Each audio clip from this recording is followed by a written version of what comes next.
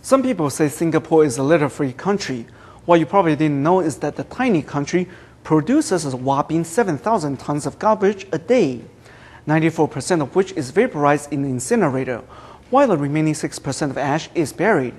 However, the last landfill of the crowded main island was filled up in 1999.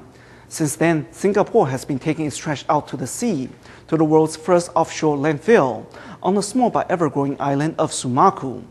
In the latest of our series of reports on sustainable development in Singapore, we went to investigate how the government is reducing the environmental impact of the landfill.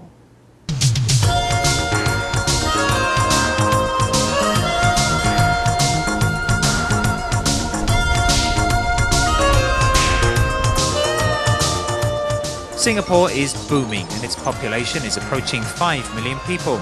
The flip side of development is the 7,100 tons of rubbish it produces every day.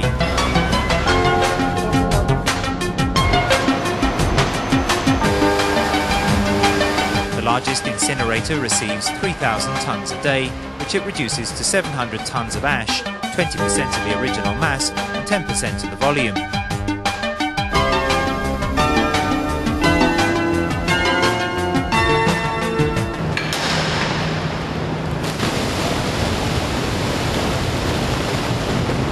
The ash is then loaded onto ships and sailed to the largest offshore landfill in the world.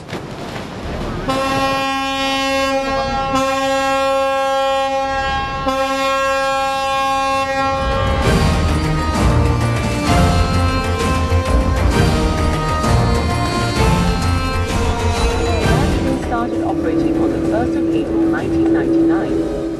The Sumakau landfill is surrounded by a 4-mile-long barrier, creating a huge lagoon, which is further split into 11 sections. The seawater is then drained to make way for the ash. Before we use it, we seal the pipe and see how much water is left. Most of the time, we don't need to pump out too much. Then we start filling it.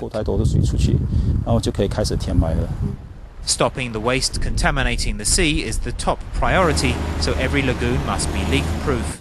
The most important part of the landfill is this bank, because on the bank we have an impermeable geomembrane and a layer of sea clay, which guarantees the waste material won't leak out. Wells dug beside the lagoons are checked once a month to test the water quality and make sure the ocean is not being polluted. This strip of mangroves also indicates changes in water quality. In the past 10 years, we have seen the mangroves flourish and grow, which means the sea around here isn't polluted. After a lagoon is topped off with soil, 2 or 3 years later, what was once a landfill is transformed.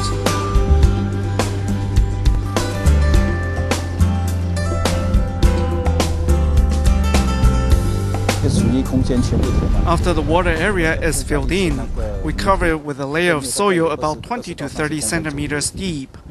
After covering it with earth, the plants start growing naturally, and birds come. In a couple of years, it turns into a big pasture. This area is almost full. After it is full, we cover it with soil, which is the final stage of the landfill. The area the manager is talking about only took 6 months to fill. At this rate, the whole ocean area will be filled by the year 2045.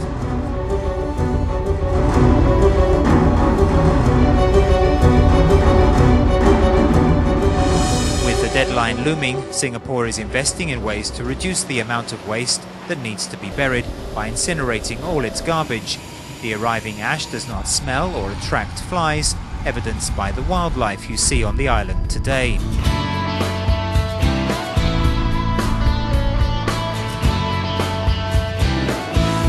The offshore landfill of today used to be a tiny fishing village 11 years ago.